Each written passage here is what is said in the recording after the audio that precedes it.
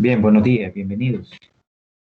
Vamos a comenzar el día de hoy, jueves 8 de abril de 2021. Bien, déjenme que comparta pantalla para que podamos comenzar.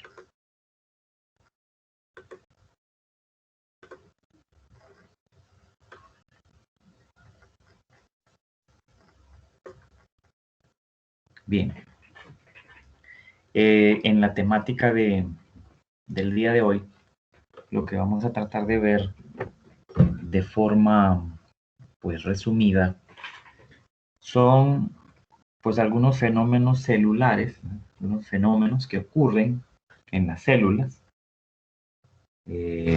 no solamente nuestras, ¿no? En las células de otros seres vivos también, o de los seres vivos en general, que llevan a que el organismo al final pueda crecer, desarrollarse, reproducirse, ¿verdad?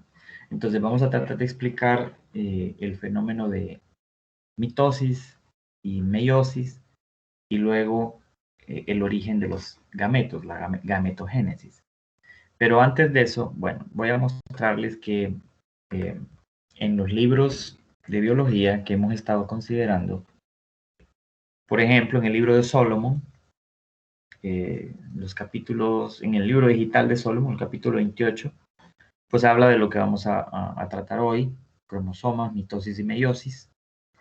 En el libro, en otro libro, que es el libro de Taggart, este es un libro de biología que no estoy seguro si está disponible actualmente, pero es este libro, se llama Biología, la unidad y diversidad de la vida, que también he usado en algunas explicaciones.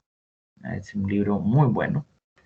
Aquí vamos a ver también en la página 174, siempre hablando de la reproducción celular y de esos fenómenos celulares que facilitan que haya reproducción celular. Y vamos a ver con qué otras cosas está asociada, con qué otros fenómenos está asociada la reproducción de las células, del cuerpo. En el libro de Audecirc, capítulo 41, recuerde que estábamos viendo el lunes. Vamos a continuar con el libro de Audecirc. Y voy a hacer uso también de esta imagen en la enciclopedia de anatomía que en algún momento he utilizado en otras ocasiones, ¿no? En esta enciclopedia del cuerpo humano. Bien, antes de iniciar, quiero saber si escuchan bien, si hay una buena recepción de audio, si todos escuchan bien.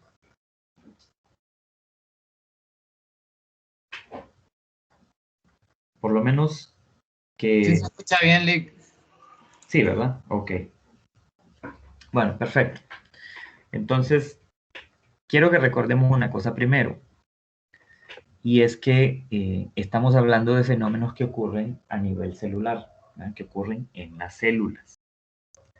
Entonces, en las células, recuerdan que si hablamos de células eucariotas, aquí ya me fue la imagen, permítanme acá. Si hablamos de células eucariotas, es decir, células que tienen un organelo llamado núcleo celular, y dentro del núcleo encontramos el ácido desoxirribonucleico y el ácido ribonucleico, ¿ya? Los ácidos nucleicos, el ADN y el ARN, en el núcleo celular. Estos fenómenos que vamos a hablar ahorita y la misma reproducción de las células se inician con procesos o cambios que ocurren a nivel del núcleo, o sea, a nivel del ADN que está en el núcleo de las células eucariotas o del ADN que se encuentra en el citoplasma, en la región del citoplasma llamada nucleoide en las células procariotas, ¿verdad? Primero necesito que nos ubiquemos en las células, ¿verdad? Que lo que vamos a hablar ahora ocurre en las células y que tiene que ver con el ADN que hay en las células, ya sea que el ADN esté flotando en el citoplasma, en el caso de los procariotas, o ya sea que el ADN esté protegido, encerrado en un núcleo en las células eucariotas como las que tenemos nosotros los animales o los humanos. Bien, entonces, Decía que en el capítulo 28 del libro de Solomon, cromosomas y mitosis, se habla de estos fenómenos. Entonces, ¿de qué vamos a hablar primero? Bueno, hablemos un poco del ADN que hay en las células. Decíamos el lunes pasado, que para que un organismo se pueda reproducir, las células de ese organismo primero tienen que hacer una copia del ADN, de los cromosomas, de los genes que hay en su célula. Entonces, vamos a ver unos diagramas muy interesantes.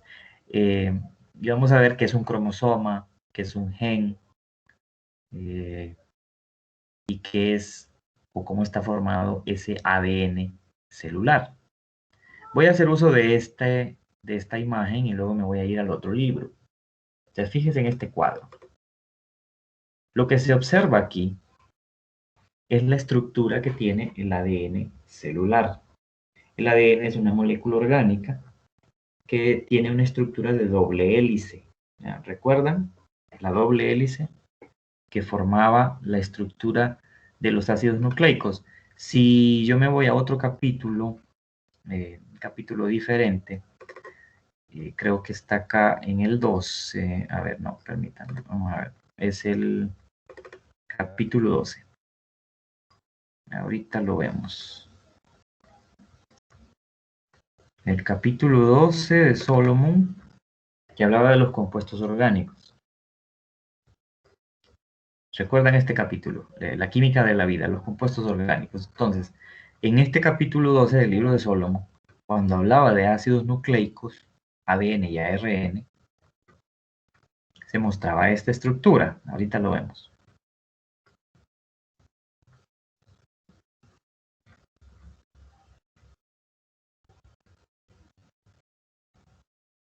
Ok, mirábamos esto. Decíamos que el ADN y el ARN, los ácidos nucleicos, estaban formados por la unión de nucleótidos, ¿verdad? Nucleótidos era la unión de un compuesto de nitrógeno, un compuesto nitrogenado, como este que está aquí en rosado, un compuesto de nitrógeno, o una base nitrogenada, como comúnmente se le llama en la literatura, que contiene sustancias como adenina, guanina, citosina y timina. Esas son las bases nitrogenadas, son los compuestos nitrogenados que forman un nucleótido. También decíamos que un nucleótido estaba formado por azúcar, ¿verdad? Que era una pentosa. Si era ribosa, pertenecía al ácido ribonucleico, ARN. Y si el azúcar era una desoxirribosa, entonces ese nucleótido formaba parte de la estructura del ADN, ácido desoxirribonucleico. También decíamos que un nucleótido, recuerdan, está formado por compuestos de fósforo o grupos fosfato que están unidos a esas dos otras estructuras. Entonces el ADN es una doble hélice de nucleótidos, ¿no? O sea que si esto que se muestra en esta imagen aquí es un nucleótido y está unido con otros nucleótidos más a través de enlaces covalentes, llamados enlaces fosfodiéster, ¿no? Si esta es una línea o una de las cadenas del ADN, si vemos una estructura de doble hélice, vamos a ver que el ADN contiene otra cadena aquí, al otro lado. Por eso es que en este libro, aquí se ve una cadena y se ve otra cadena que está unida a esa primera cadena. Entonces recuerda que el ADN es una doble cadena, es una doble hélice. Se dobla, es una cadena bien larga de nucleótidos que se dobla en forma de una hélice. Entonces, ese ADN está organizado en las células como hilos, ¿no? Como cuando usted agarra un carrete con hilo, así. O sea, son hilos de ADN que hay en el núcleo, hilos. A esos hilos de ADN se les llama cromatina. Entonces, ¿qué es la cromatina? La cromatina no es más que esta doble hélice, que es una molécula muy, muy, muy grande que está en el núcleo de las células o en el nucleoide de las procariotas, de las células procariotas. Entonces, a esa cantidad muy grande de ADN que hay en las células, se le llama cromatina. Tiene la forma de un hilo, ¿verdad? una molécula muy larga. Ahora, una molécula tan larga no puede caber en el núcleo de una célula a menos que se enrolle, a menos que se doble sobre otras estructuras. Entonces, el ADN celular, hablando de las células eucariotas principalmente, el ADN que hay en las células se dobla, así como cuando usted agarra un hilo muy largo y agarra un carrete y empieza a enrollar ese hilo alrededor de ese carrete. Usted puede tener un hilo de 20 metros de largo, pero si usted toma ese hilo y lo empieza a enrollar en un carrete, pues ya no va a tener desenrollados 20 metros, ¿verdad? De hilo, sino que los va a tener enrolladitos o empaquetados en ese carrete. Entonces, la cromatina, el ADN que hay en las células eucariotas, se enrolla en unos paquetes de proteínas que se llaman histonas. O sea, cada una de esas proteínas se llaman histonas y comúnmente están en paquetitos de 8, las histonas. O sea, están en un paquetito de 8. A ese paquetito de 8 histonas se le llama nucleosoma. Por eso aquí en este título que está acá o en este nombre que aparece aquí, se menciona nucleosomas. ¿Qué son los nucleosomas? Son esas histonas que forman un paquetito de 8 histonas en donde esos hilos de ADN se enrollan como si fueran carretes, ¿verdad? Se enrollan, muchas veces. Entonces, entre más nucleosomas hay en el núcleo, el ADN se va a poder enrollar muchas veces, muchas veces, muchas veces. De tal manera que se va volviendo, esa cromatina se va volviendo un poquito más grueso. O sea, si lo viéramos al microscopio, veríamos que si cuando la cromatina se enrolla, cuando el ADN se enrolla en esas proteínas llamadas histonas que forman esos nucleosomas, cada vez se va viendo más grueso. Los hilos de cromatina ya no se ven delgados, sino que se ven cada vez más gruesos, gruesos, gruesos, gruesos. Hasta que llega un punto en que están tan gruesos o tan condensados, o sea, hay tanto ADN ahí y tantas histonas, tantos nucleosomas, que se ven estructuras así, estructuras muy visibles, gruesas, a las cuales llamamos cromosomas. Recuerdan que habíamos dicho que en los seres humanos los cromosomas son dobles, no solamente en los seres humanos, ¿verdad? En otros seres vivos también, en otros animales también, pero haciendo énfasis en los seres humanos. El ADN en nuestras células se puede visualizar al microscopio electrónico o al microscopio óptico muy potente, se puede visualizar como cromosomas, como hilos de cromatina enrollados muchísimas veces en histonas. Y se ven así, se ven dobles, porque recuerde que nuestro ADN es parte ADN de nuestra mamá y parte ADN de nuestro papá. Entonces se diferencian de esta manera. Un cromosoma sencillo, este que está aquí, contiene el ADN de uno de los padres. Y la cromátida hermana, ¿verdad? El otro cromosoma que está unido por una parte central aquí, contiene el ADN del otro papá o del padre. Por eso los cromosomas son dobles. En los demás libros aparece lo mismo. Miren, si yo me voy aquí al libro de, de Taggart, fíjense en lo mismo. Aquí está el ADN en forma de hilos, cromatina. Aquí están los nucleosomas, que son esos paquetes de proteínas llamadas histonas. Miren que el ADN se enrolla muchas veces, se vuelve tan condensado que al final observamos los cromosomas. Los cromosomas tienen una parte, no en medio necesariamente, pero es una parte bien angosta que se puede distinguir al microscopio. Cuando usted ve cromosomas al microscopio puede ver que hay una parte no necesariamente central, pero hay una parte del cromosoma que es bien angosta. A esa parte angosta se le llama centrómero. Aquí lo voy a hacer un poco más grande. O sea, esa parte angosta entre esos dos cromosomas que están unidos, esos cromosomas dobles, hay una parte angosta que se llama centrómero. Es como cuando alguien se pone un cinturón o una faja, ¿verdad? Y se soca mucho esa faja.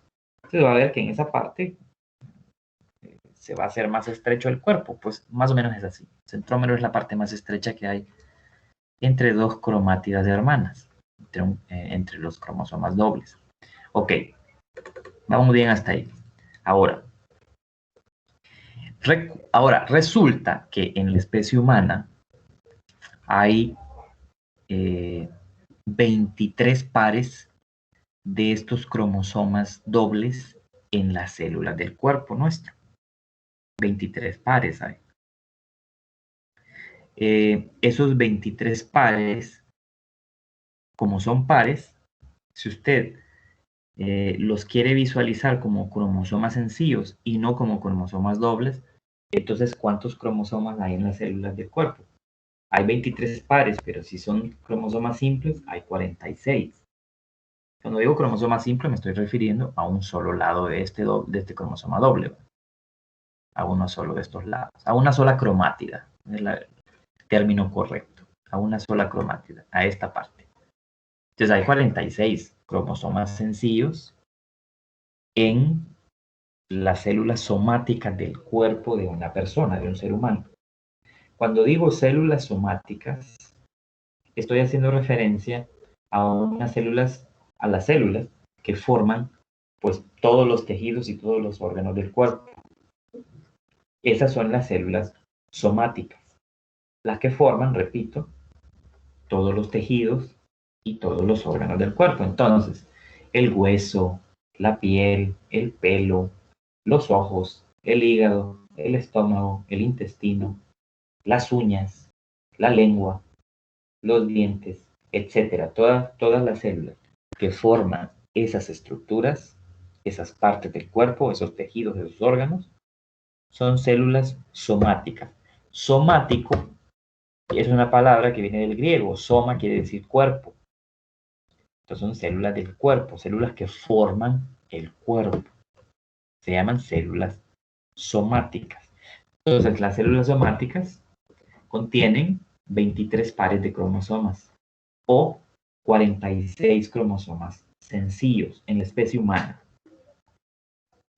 Ahora, en el cuerpo hay otras células más diferentes que se llaman células gaméticas.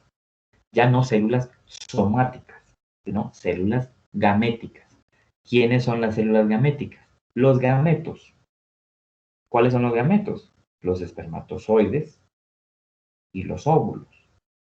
Las células gaméticas no tienen 23 pares de cromosomas, solo tienen 23 cromosomas sencillos. O sea, solo tienen la mitad de los cromosomas de las células somáticas. Y eso vamos a ver por qué. Aunque creo que si ustedes le ponen un poquito de mente, es lógico que solo tengan la mitad. ¿Verdad? Entonces, si usted visualizara al microscopio estos cromosomas, los vería más o menos así. Mire. De hecho, los médicos hacen un examen, hacen algunos exámenes, como el llamado cariotipo, cuando un niño nace, incluso a veces antes de que el niño nazca, sacan un poco de líquido amniótico del vientre de la madre que está embarazada, sacan un poco de líquido amniótico porque ahí vienen algunas células del bebé, o se hace el examen llamado cariotipo, es un análisis llamado cariotipo, que se hace después, cuando el niño ya nace. Se le toma una muestra al niño de sus células para hacer un cariotipo. Entonces, en un cariotipo, lo que observamos son esto que usted está viendo aquí. Es como una fotografía, un cariotipo es como una fotografía de los cromosomas, de esos 23 pares de cromosomas que hay en las células somáticas del cuerpo de una persona. Es como una fotografía, un cariotipo. ¿Qué es lo que busca un médico en un cariotipo? Bueno, busca observar, en primer lugar, si el niño tiene los cromosomas completos.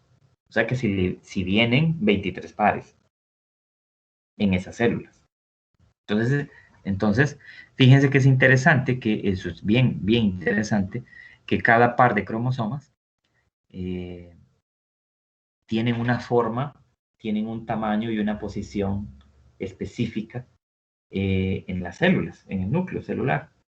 De tal manera que cuando se hace un cariotipo, para los médicos es fácil, digamos, identificar cuál es el cromosoma 1 o cuál es el cromosoma 2 o el 3 o el 4 o el 5 y así, hasta llegar al par 23.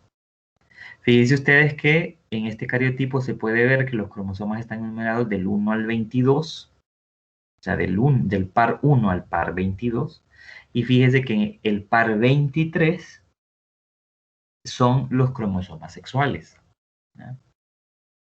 A los cromosomas sexuales se les llama alosomas. Alosomas. Así se les conoce a los cromosomas sexuales. Alosomas. A todos los demás que no son cromosomas sexuales se les llama autosomas. Entonces, repitiendo para que podamos entenderlo mejor. En una célula cualquiera de nuestro cuerpo, puede ser una célula del cabello o puede ser una célula del epitelio de la boca, vamos a encontrar 23 pares de cromosomas dobles o 46 cromosomas sencillos, que ese es el número de cromosomas que deben de tener las células somáticas de un ser humano. De esos 23 pares o 46 sencillos, los 22 pares primeros son los autosomas.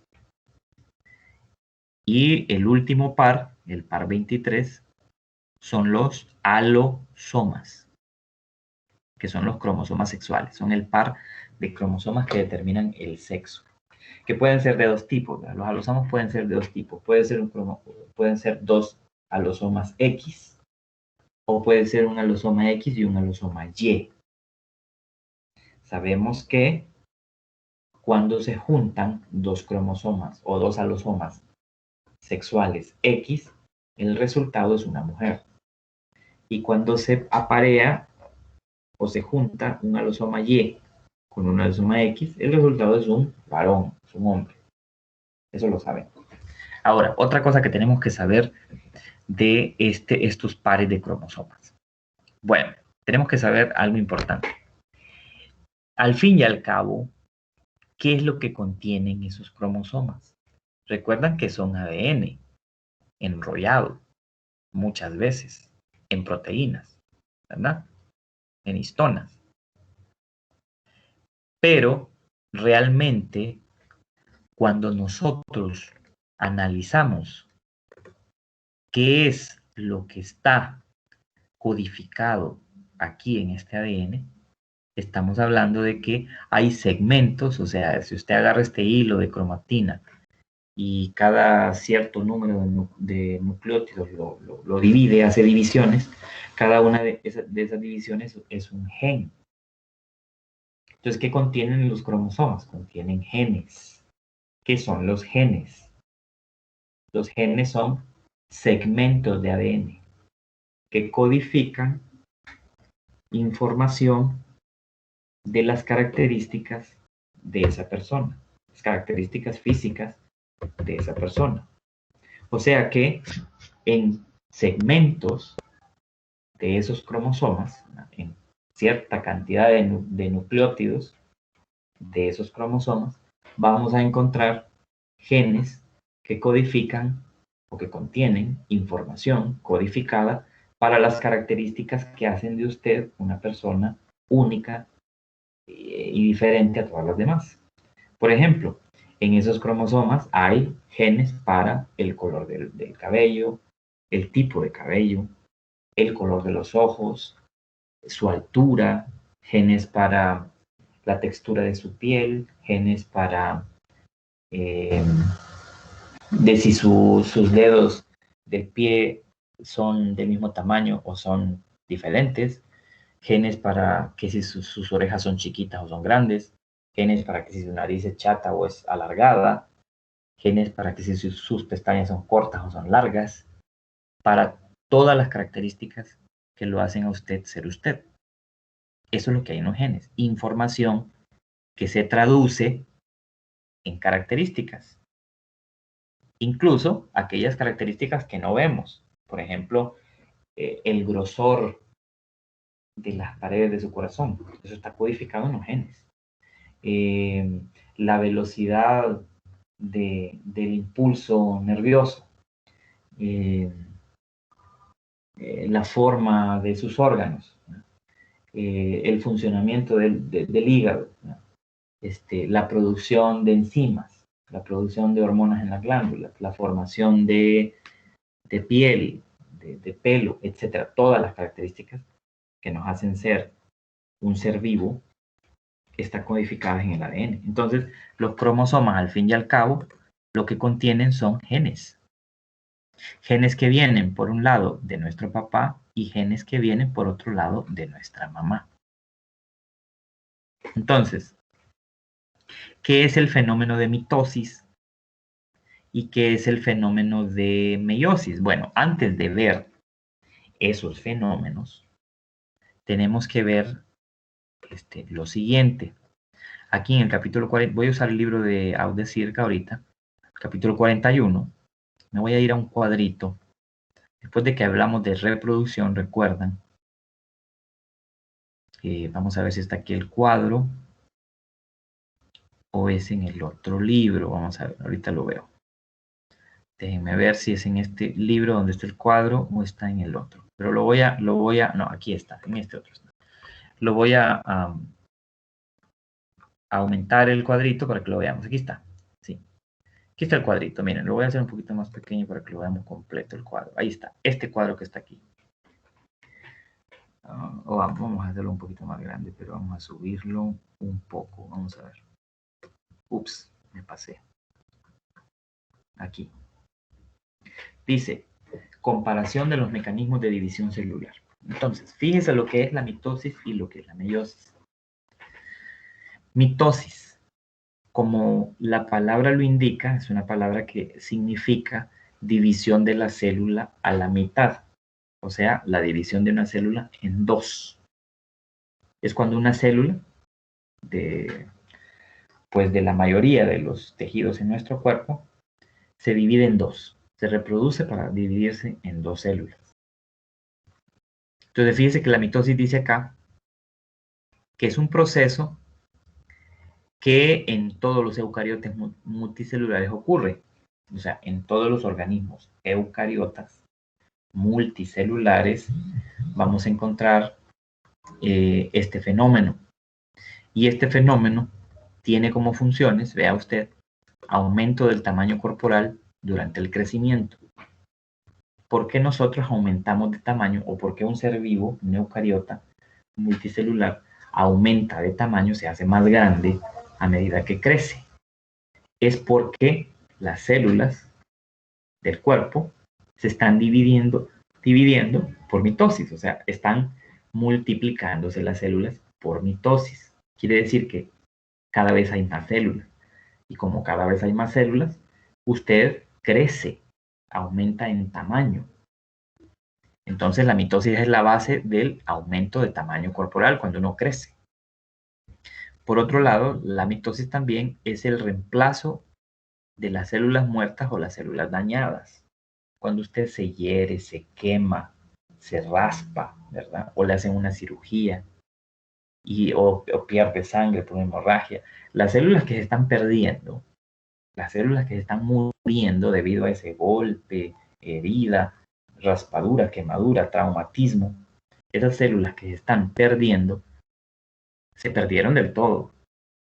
Ahora, el cuerpo, para compensar la pérdida de células sanguíneas, por ejemplo, una hemorragia, las células que quedan todavía en el cuerpo se dividen por mitosis, se reproducen por mitosis, para reponer aquellas que se perdieron. Así es como las heridas se cierran, por ejemplo. Se cierran porque se regeneran o se reponen las que se perdieron y por eso la herida se cierra. Los raspones igual se curan, se vuelve un grano que se cae, porque lo que está pasando ahí en ese tejido, en esa zona del cuerpo, es que células que se murieron porque se perdieron por la herida o por el raspón o por la quemadura, se están reponiendo con las que quedan. O sea, también la mitosis entonces es la base de la regeneración o del reemplazo de las células muertas o perdidas.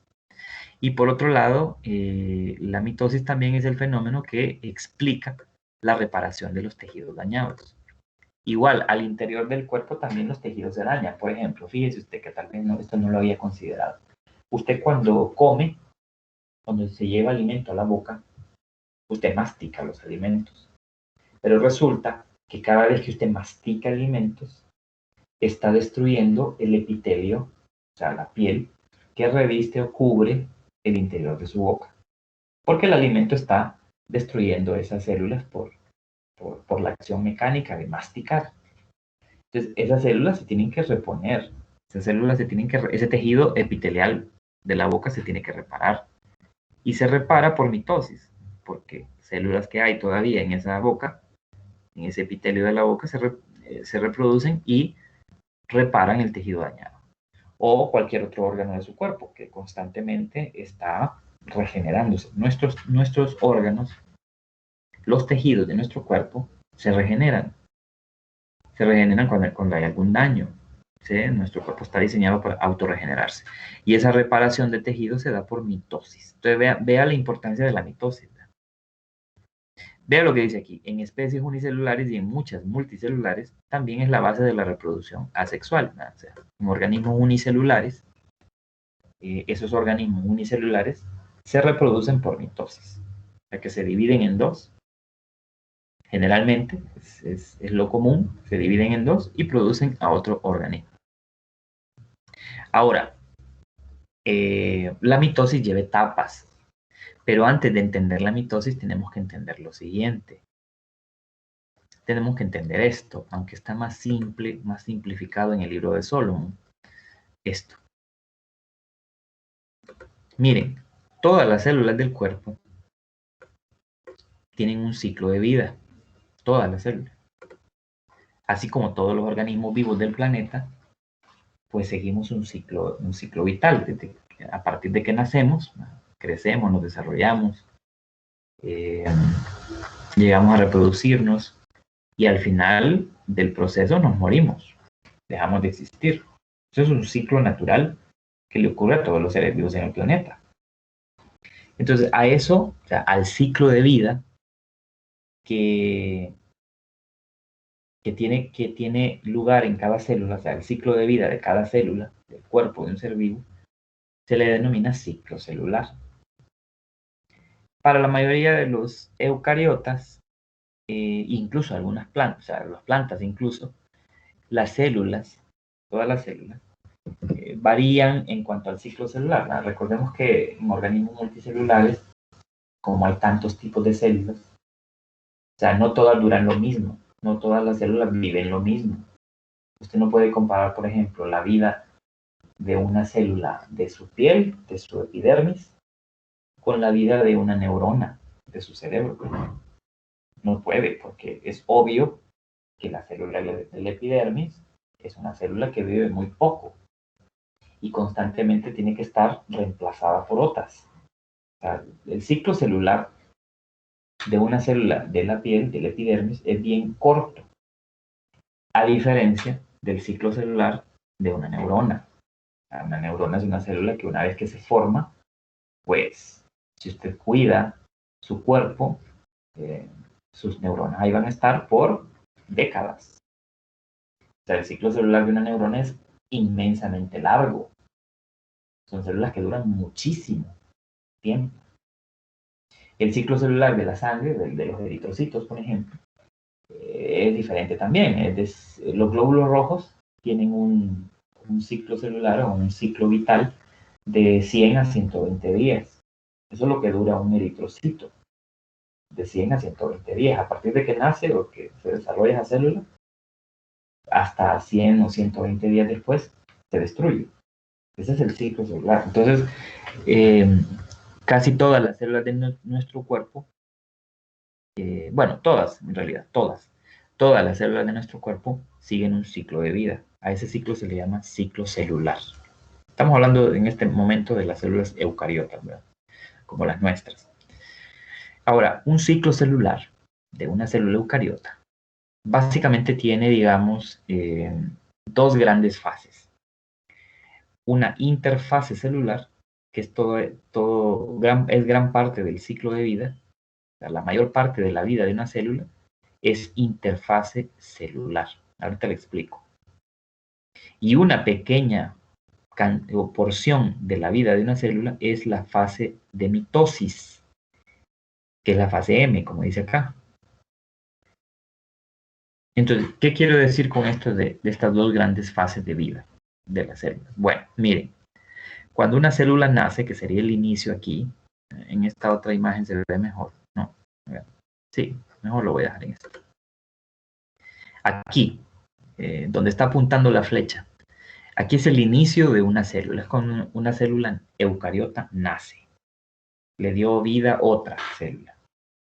No importa en qué tejido, en el riñón, en el estómago, en el intestino, en el pelo, cualquier tejido. Aquí nace. Entonces, ¿qué pasa cuando un organismo vivo nace? Bueno, tiene que pasar por una etapa de crecimiento y desarrollo, en donde aumenta de tamaño o aumenta de volumen y llega hasta un momento de madurez, ¿verdad? O sea, que está creciendo, tiene que crecer y desarrollarse. Después que uno nace, crece y se desarrolla. Entonces, una célula que nace comienza una etapa de crecimiento y desarrollo. Cuando una célula crece es que aumenta en volumen, el volumen es el que aumenta. Entonces, si ustedes se fijan, la interfase está dividida a su vez en tres subfases. La primera de ellas se llama fase G1. ¿Qué es lo que ocurre en la fase G1? En la fase G1, una célula comienza a crecer, comienza a ganar volumen y comienza a adquirir las funciones de acuerdo al tejido al que pertenece. Por ejemplo, si es una célula del hígado, pues comienza a funcionar como una célula hepática, produciendo pues las sustancias que produce el hígado en su funcionamiento natural. Esa es la fase G1, es una fase de crecimiento celular. La célula está creciendo. Entonces, mire que luego de que la célula crece, se desarrolla, adquiere funciones, viene otra etapa, entra en otra etapa de su interfase celular, a la que se llama fase S o fase de síntesis. ¿Qué ocurre en la fase S? En la fase S, una célula cualquiera, una célula somática, una célula de cualquier tejido de nuestro cuerpo, lo que hace es que, como ya creció, como ya adquirió funciones, ya se desarrolló, lo que hace es que en fase S hace una copia de sus cromosomas nucleares, o sea, hace una copia de su ADN. El ADN se hace una copia. Es como que cada cromosoma se copia a sí mismo, haga un clon de sí mismo. Eso ocurre por una serie de fenómenos enzimáticos, esto es pura bioquímica. O sea, el ADN se copia a sí mismo, hace cada cromosoma, cada uno de esos 23 pares que ustedes vieron antes, se va a copiar, hace una copia de sí mismo, se fotocopia. Entonces, en fase S es lo que está ocurriendo, es una fase de síntesis o de duplicación del material hereditario.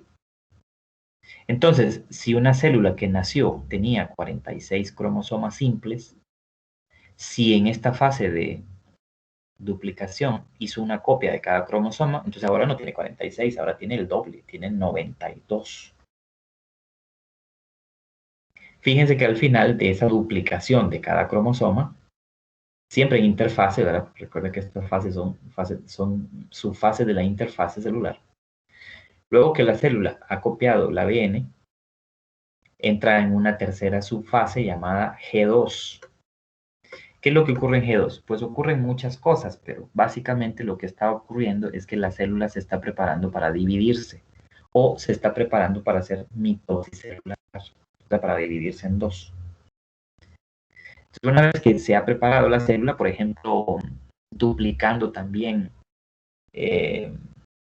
los organelos celulares, si había, por ejemplo, por dar un ejemplo, si había 30 mitocondrias en esa célula, pues como se va a dividir en dos, tiene que duplicar esas mitocondrias para que haya 60 y le quede 30 a la célula original y le quede 30 a la nueva célula.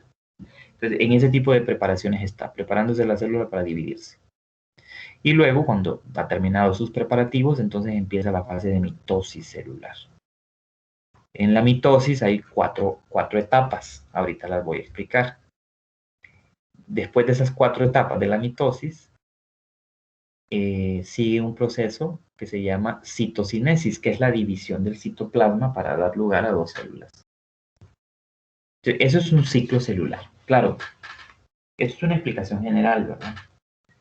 No sustituye la lectura. Recuerde, usted siempre tiene que leer qué es mitosis, qué es meiosis, qué es el ciclo celular, qué es la gametogénesis. Lo tiene que leer porque la lectura en realidad es la base, la lectura personal, individual, es la base del aprendizaje. Realmente uno aprende leyendo. ¿Por qué? Porque luego de haber leído, con las dudas que tiene, y luego hacemos explicación, a usted se le despejan dudas o le surgen otras nuevas dudas. Entonces, ahí es cuando usted tiene que consultar. Hasta el día de hoy, ustedes no han aprovechado las videoconferencias para preguntar cosas que quizás no entiendan. Tienen que aprender a quitarse el miedo de hacer preguntas, porque si no, entonces, aunque lea mucho, siempre va a albergar dudas porque cuando uno lee aprende cosas, pero no es que necesariamente las va a entender en ese momento. Siempre va a necesitar ayuda de otro que ya tiene más experiencia para poder entender un fenómeno cuando después de haberlo estudiado y leído le quedan dudas. Entonces, no tengan ese miedo de hacer consultas, consulten todo. Y en la videoconferencia es igual. Si es necesario hacer una videoconferencia extra a la semana o dos, eso va a depender de las preguntas que las personas tengan, va a depender de las preguntas que ustedes tengan. Entonces, los animo a que en esta etapa última, que ya estamos en la recta final, si tienen dudas lo hagan. Yo voy a, bueno, aprovechando que estamos hablando de esto, ya voy a terminar hoy. Aprovechando esta oportunidad, quiero decirles que el viernes yo me voy a conectar y voy a generar una videoconferencia solo para preguntas, solo para dudas. Y quizás para explicar un poco más, extenderme un poco más en lo que me haga falta explicar, ¿verdad? El viernes a las 11, siempre a la misma hora, viernes a las 11. Puede ser que planifique otras sesiones para contestar preguntas, porque me interesará, en este último parcial, me interesa que cuando hagamos ejercicios, porque vamos a hacer ejercicios, hay una parte práctica en este parcial, usted no tenga ninguna duda al momento de realizar los ejercicios, que lo haga perfectamente. En el momento del examen usted no tenga problemas y responda de la manera correcta y rápida, sin dilatación. Entonces, voy a terminar con lo que estoy hablando de la mitosis y luego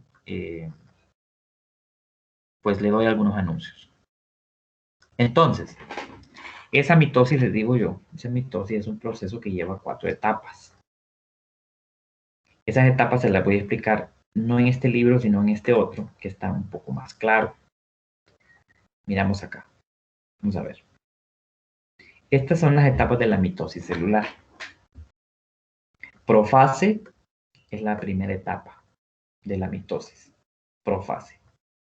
La segunda etapa se llama metafase. Es la segunda etapa. Metafase.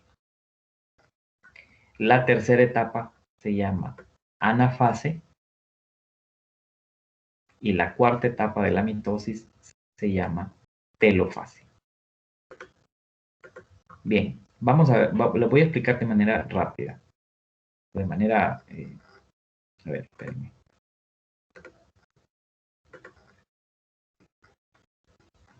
Les voy a explicar una a una, pero usted igual léalas, ¿no? Sígalas leyendo porque así usted va a entender mejor. Claro, hay otros videos también que usted puede ver, pero bueno, voy a aumentar esto. Entonces, qué es lo que pasa en una profase de la mitosis? Miren, en una profase de la mitosis, si ustedes se fijan, aquí hay unas fotos de una célula animal, no, una célula vegetal, y por aquí células animales, para mostrarles que tanto en las plantas como en los animales ocurre este proceso llamado mitosis celular. Entonces, ¿qué es lo que ocurre en la profase de la mitosis? Miren, básicamente lo que ocurre es lo siguiente. En una célula que está en interfase todavía y que llega a la profase de la mitosis, la cromatina, o sea, el ADN, no se encuentra condensado en cromosomas, sino que se encuentra así, usted lo puede ver como hilos de cromatina, o sea, todavía no se ha condensado en interfase, ¿verdad? Estamos hablando de interfase. Entonces, en la profase, lo que ocurre es que esa cromatina está enrollándose más y más y más y más, condensándose más y más y más y más, para que en algún momento ya se puedan ver los cromosomas visibles, ¿no? Cromosomas como lo vimos en el cariotipo anterior, en la fotografía del cariotipo, así se puedan ver visibles. Entonces, en profase, los cromosomas ya se han formado, o sea, ya se han diferenciado, ya se pueden observar en profase los cromosomas dobles. También lo que está ocurriendo en profase es que la membrana del núcleo, porque recuerde que el núcleo es donde está contenido el ADN, la membrana del núcleo de esa célula está desapareciendo.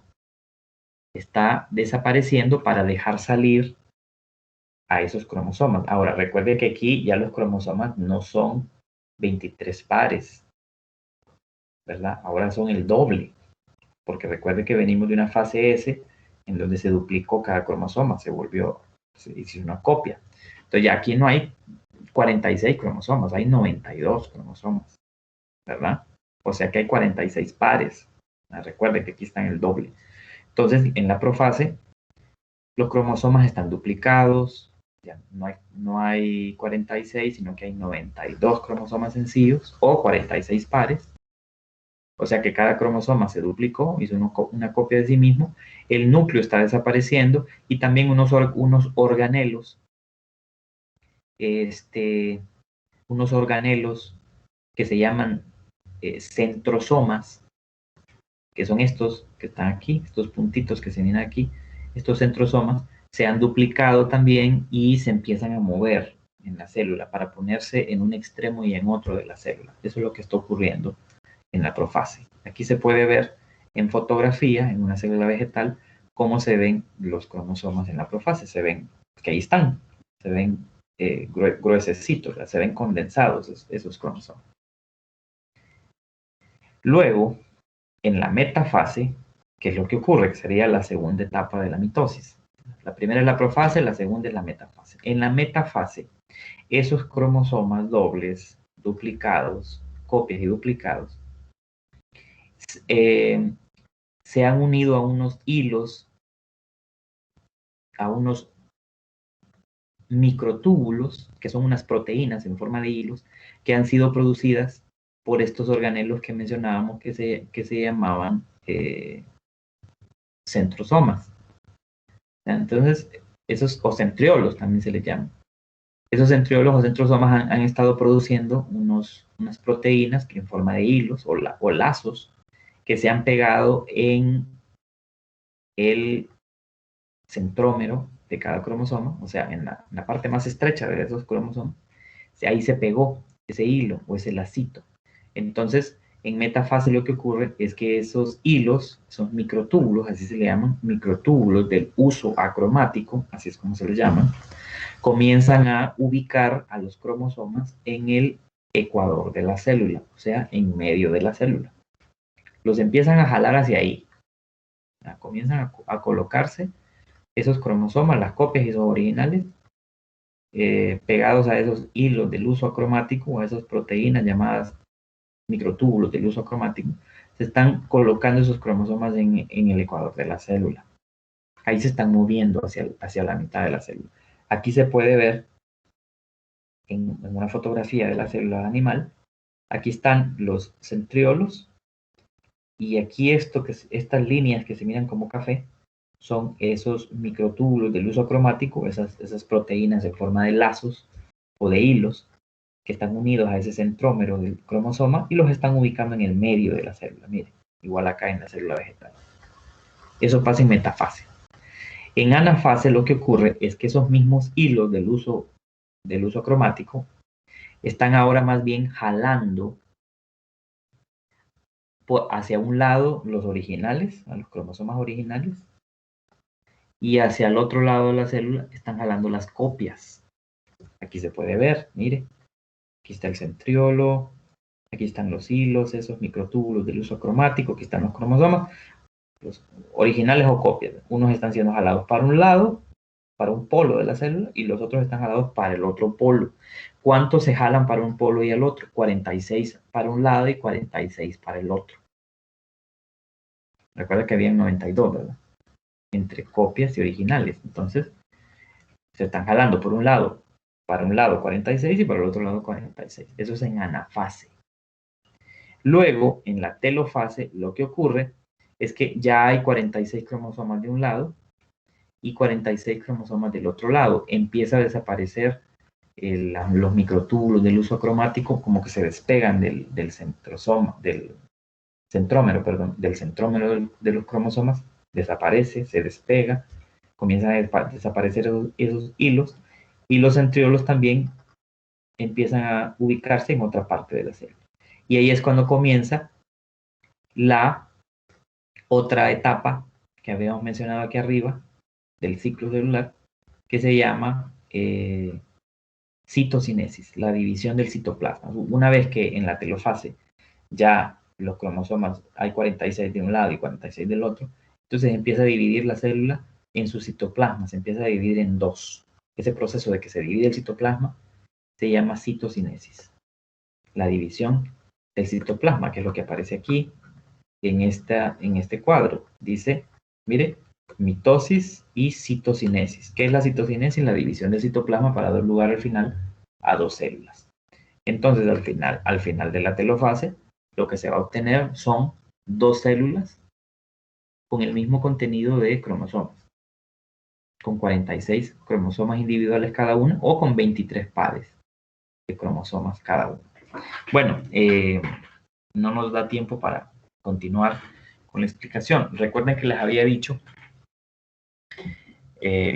de las notas, ¿verdad? Sí, el archivo puede que esté ya listo al final del día, o sea, no ahorita. Sí lo voy a tener al final del día porque hacen falta dos cosas.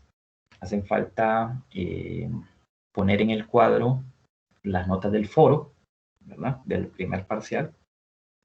Y hace falta una asignación, que es la asignación 2 del segundo parcial, que cuesta un punto. Entonces lo que vamos a hacer es lo siguiente, porque hay que decirlo.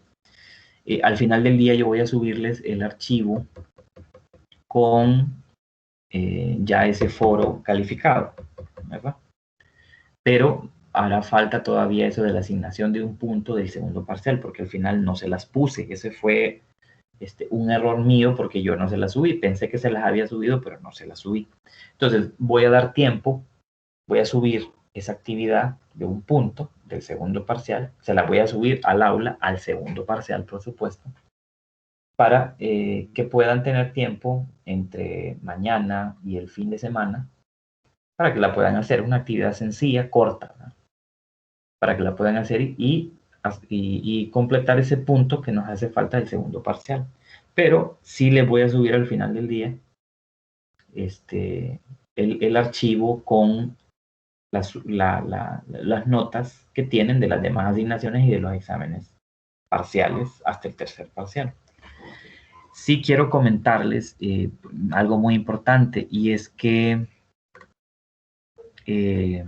me fijo que de 33 personas que están matriculadas, realmente solo aproximadamente entre 14 y 16 están haciendo exámenes. Los demás no. O sea, muchos se retiraron ya. No sé si por la vía de la cancelación, durante la semana de cancelación, o por la vía de la cancelación por coordinación. No lo sé. Pero hay personas que han hecho asignaciones, pero no tienen nota de examen. No aparecen en los exámenes. Entonces, eso ustedes lo van a poder ver ahí cuando yo les suba ese archivo. Si hay algo que no se ha completado, por ejemplo, usted no hizo una asignación de una de las unidades, recuerde que al final del cuarto parcial, usted puede reponer una tarea y reponer un examen en la fecha de reposición de examen, ¿verdad? Quiero decirles que vamos a planificar para la próxima semana tener más videoconferencias o por lo menos subirles más videos explicativos, porque no quiero que al momento de los ejercicios ustedes vayan a tener problemas con realizar ejercicios en este cuarto parcial. Así que estén pendientes de que yo les avise a través del campus más tarde, el día de hoy, qué día de la otra semana vamos a tener clases, aparte de lunes, aparte del jueves. Pero ya desde ahorita les digo a ustedes que el viernes, este viernes, mañana, yo a las 11 de la mañana me voy a conectar. Voy a generar una videoconferencia solo para responder preguntas o para continuar con las explicaciones que no terminamos del día de hoy, y así podemos ir viendo más videoconferencias para explicar mejor las cosas para que ustedes no vayan a tener dudas al momento del examen. Bueno, de momento entonces lo único que nos resta es esperar a más tarde, noche, que yo les suba el archivo con las notas parciales, porque me va a hacer falta la asignación 2 que les digo que se la voy a subir mañana para que la puedan hacer mañana y el fin de semana, y completar ese punto que nos hace falta. Y lo demás pues es estar pendiente de si mañana usted no tiene clases y puede asistir a la videoconferencia, hágalo, porque es necesario terminar bien este contenido. Bueno, entonces de momento terminamos ahí. Si no hay alguna pregunta, terminamos ahí. Si hay alguna pregunta, con gusto la respondo. Y bueno, si no, que tengan buen provecho y yo me conectaré mañana. Generaré una videoconferencia mañana para todo aquel que pueda, que sería bueno que todos estuvieran, por lo menos los que siempre se han conectado, ¿no? Muchas gracias, licenciado. Por nada, buen provecho.